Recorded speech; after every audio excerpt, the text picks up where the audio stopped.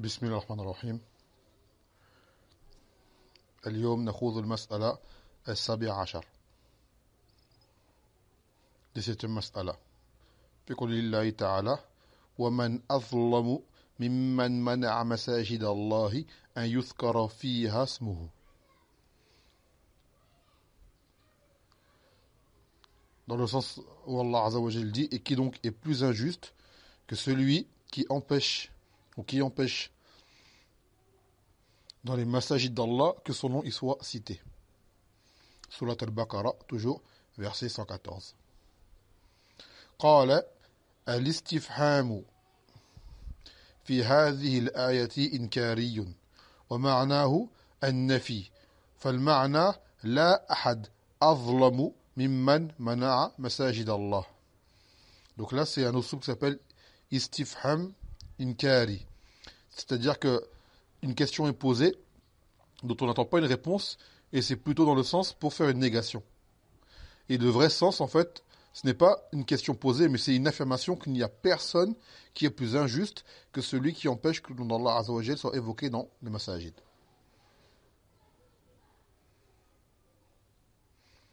D'accord? Ce n'est pas une vraie question dont on attend une réponse, mais en fait, on affirme une chose négative. Allah affirme qu'il n'y a personne qui soit plus injuste que celui qui agit de la sorte. هذا هو استفهام الإنكاري.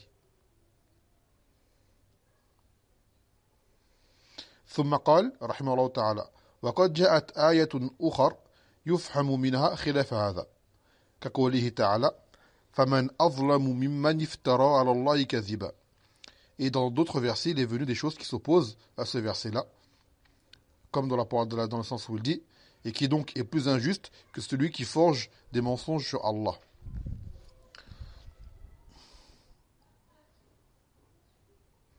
Ou un mensonge sur Allah Azza wa Jal. Surat al-An'am, les bestiaux, verset 144. Et également venu dans Surat al-A'raf, verset 37. Et également Surat Yunus, verset 17. Et dans Surat al-Kahf, la caverne, verset 15. Ce verset se répète. وقوله فمن أظلم ممن كذب على الله. Et qui est donc plus injuste que celui qui ment sur Allah. Surat al-Zumar, verset 32. وفي قوله ومن أظلم ممن ذكر بآيات ربه فأعرض عنها.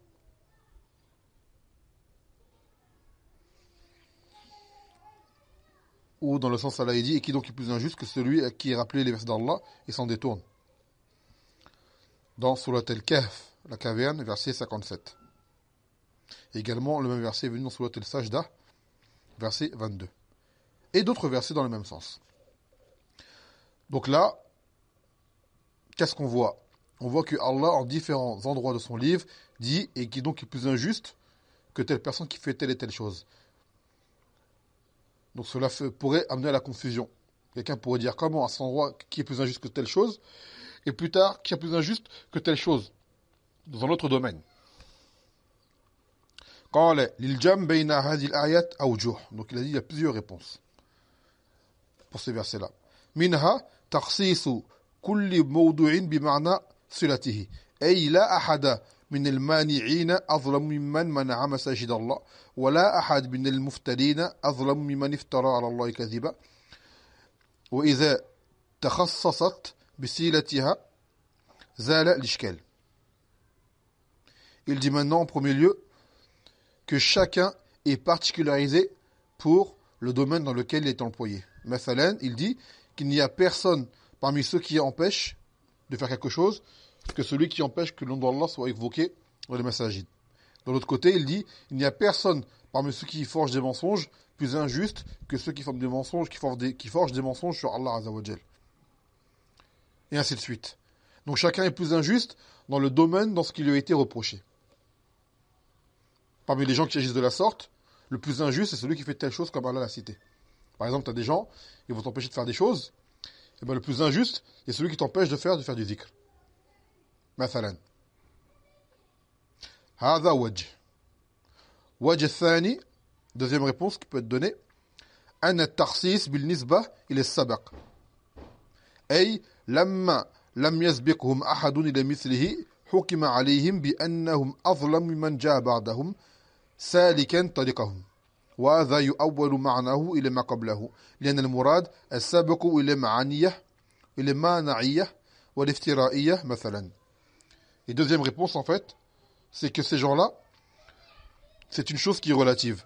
C'est un tarsis, une spécificité relative par rapport aux gens qui les auront précédés.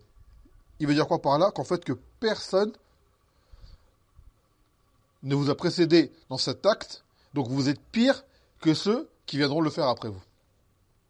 Il y a ni personne ne vous a empêché, n'a empêché les gens d'évoquer le nom d'Allah Azza wa Jalla dans ces massajids. Donc celui qui fera cela sera le plus injuste par rapport à ceux qui viendront par la suite faire la même chose que lui. Que personne n'a forgé de mensonge sur Allah Azza wa Jalla. Donc le plus injuste est celui qui fera cela, d'accord? Et il sera plus injuste que ceux qui viendront par la suite. Ainsi de suite. Hadha wajh. Et là, troisième réponse, qui sera la plus forte pour l'auteur. قال ومنها وادعى أبو حيان أنه هو الصواب وهو محاصله. Donc là, c'est une réponse rapportée par Abu Hayyan. Et il voit que c'est la bonne réponse. Voilà ce qu'il dit. أن نفي التفضيل لا يستلزم نفي المساواة فلم يكن أحد ممن وصف بذلك يزيد على الآخر لأنهم يتساوون في الأظلمية. Donc il veut dire par là que le fait qu'il y ait un côté de superlatif, c'est-à-dire quand on dit azlam, c'est le ism tafdil de zalim, on peut dire plus injuste, à la waz af'al. On appelle ça un superlatif en français. Donc cette superlativité n'empêche pas une égalité également. C'est-à-dire que quelqu'un qui était considéré comme étant le plus injuste ne veut pas dire qu'il n'y a pas quelqu'un qui soit au même niveau que lui. Personne ne sera plus injuste que lui, mais cela n'empêche pas que des gens soient au même niveau que lui. قال فيصير المعنى لا أحد أظلم ممن منع مساجد الله وممن افترى على الله كذبا ومن كذب بآيات الله. Donc il a dit, personne n'est plus injuste que celui qui aura empêché que le nom d'Allah soit évoqué, également que celui qui aura forgé un mensonge sur Allah Azza wa Jal, également celui qui aura démenti les versets d'Allah Azza wa Jal. Voilà ishkala fi tasawi haoulay fi al-azlamiyya. Donc il n'y a pas de problème à dire que tous ces gens-là sont les plus injustes. Lui, il est le plus injuste car il a fait telle chose. Lui, le plus injuste parce qu'il a fait telle chose. Et lui, plutôt, il n'y a pas plus injuste qu'un tel qui a fait telle chose, pas plus qu'un tel qui a fait telle chose. Maintenant, ils sont tous égaux dans leur azlamiyya, dans leur injustice. Mais personne n'est pire qu'eux. ولا يدل على أن أحدهم أظلم من الآخر كما إذا قلت لا أحد أفقه من فلان وفلان مثلا ذكر هذين الوجهين صاحب الإتقان. Donc il a dit, maintenant, ces versets-là ne montrent pas que l'un d'entre eux est plus injuste que l'autre. C'est comme si tu dirais, مثلا, personne n'a plus de fiqh, مثلا, qu'un tel. لا أحد أفقه من فلان. Personne ne comprend plus qu'un tel. Est-ce que cela empêche que les personnes comprennent aussi bien que lui? Il n'y a pas d'empêchement. C'est pas comme si on avait dit La ahad, مثلا, la ahad faqihun misl fulan. Là, d'accord. Tu aurais dit personne, مثلا, ne comprend comme un tel. Là, c'est adam metal musawa. Mais quand tu dis La ahad afqah min fulan, personne ne comprend plus qu'un tel. Ça veut dire que personne n'a plus de fiqh que lui, mais n'empêche pas que quelqu'un soit à son niveau, l'équivalent. Non. Et ici, tu as une autre réponse par la suite, parmi les citées par les contemporains, mais celle-ci, elle est faible. Donc là, c'est la réponse que le shir a donnée, l'auteur a donnée par rapport à ces versets-là, par rapport à al-tafdil fil azlamiyya. Non. Fa ila huna, walhamdulillahi rabbil alamin.